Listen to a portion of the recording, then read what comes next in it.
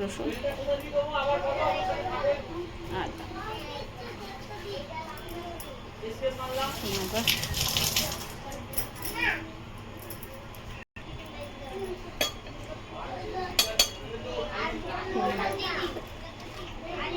ধনে,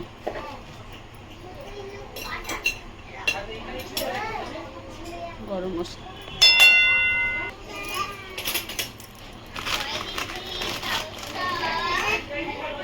রসুন,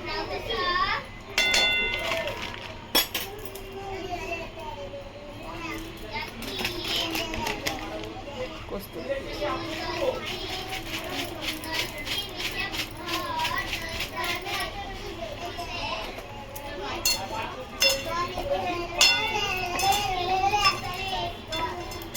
পনেরো মিনিট পরে ফিরছি।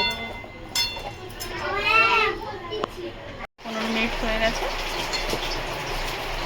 এখানে আমি কড়াইতে বসিয়ে দিয়েও দিয়েছি, যেখানে সাদা তেল দিয়ে তেলের ওপরে দুটো দিয়ে দিয়েছি। এবার এটা হালকা আছে, আমি শুধু এটাকে ফ্রাই করে দেবো। হালকা আছে, 5 মিনিট সিদ্ধ হয়ে গেছে, তাও হালকা আছে, আমি শুধু এটা ফ্রাই করে নেব।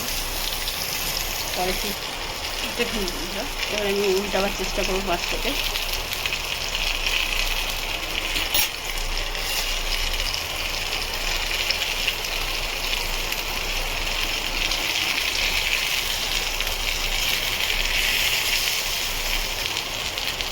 তো এইভাবে উল্টে নিয়ে ফিরছি। দেখুন বন্ধুরা, উল্টে নিয়েছি, আর এক পিছুতে নিয়েছি। তো দেখুন বন্ধুরা, এবার আমি একটু স্মোকি করে নেব।